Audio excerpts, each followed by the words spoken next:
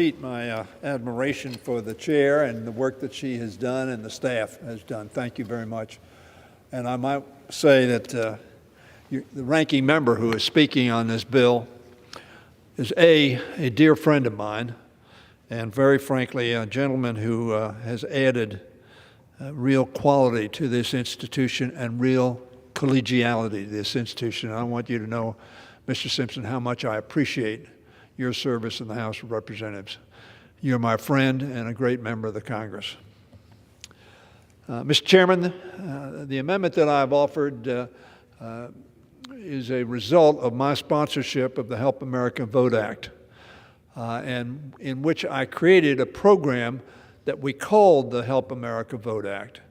However, when we got to the end of the write-up of the bill, Bob Ney, who was the chairman of the House Administration Committee at that point in time, I was the ranking member, suggested that we use that phrase for the bill itself. However, originally the Help America Vote Act was a program which would encourage colleges to have programs for their students so that they would work on Election Day in polling places. No generation knows these new electronic devices for voting better than the younger generation. And my thought was then and is now that we ought to encourage young people knowing not only the partisan politics that go on, but how America runs its elections. So that's what I'm trying to do here. And I've been encouraging, and we have appropriated money in the past for this program. I want to thank my friend from Illinois, Mr. Quigley, who's not on the floor, but a good friend of mine, for his leadership on this subcommittee, and I want to thank him and the rest of the subcommittee members for ensuring that the Financial Services and General Government Appropriation Act contains robust funding for the Election Assistance Commission. Bob Ney and I worked in creating that commission. It has got relatively limited powers, but it is a very important ally of local election officials. This funding for the EAC is critical to ensuring the secure elections for American people. My amendment would take a portion of that funding, some $4 million, and use it for the purpose of supporting the Help America Vote Act College Poll Worker Program.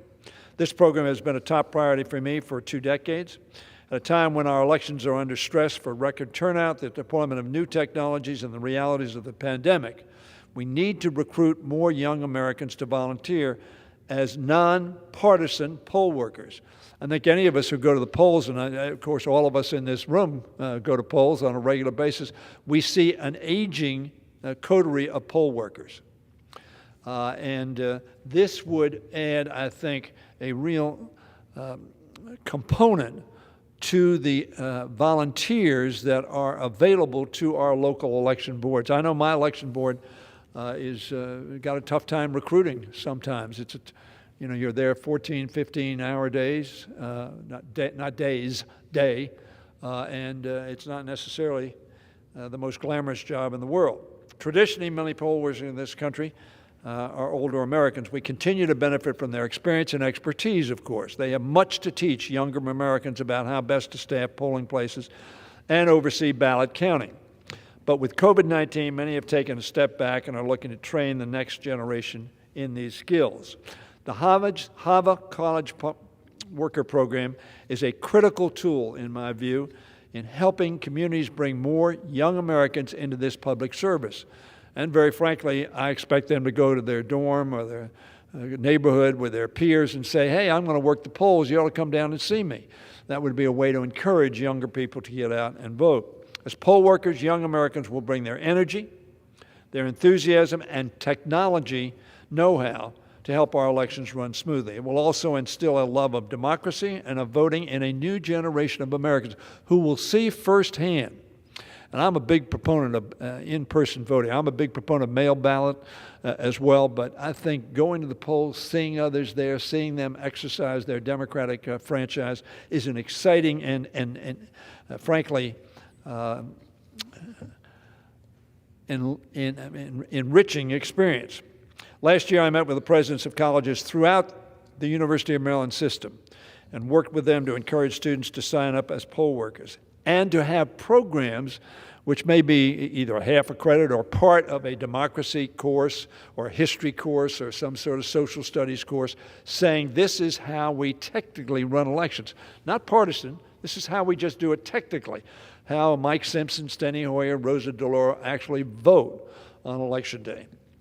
We don't know exactly how many more students volunteered in 2020 because there isn't funding for tracking that data and coordinating these efforts. So my concept is a college may get a $20,000 grant to run a program for students on how to run an election. It may be 3 hours in 1 week or something, not a long course. With this program, more college students will have an opportunity to learn how to get involved as nonpartisan poll workers so they can step up and help make our country and our democracy stronger for years to come.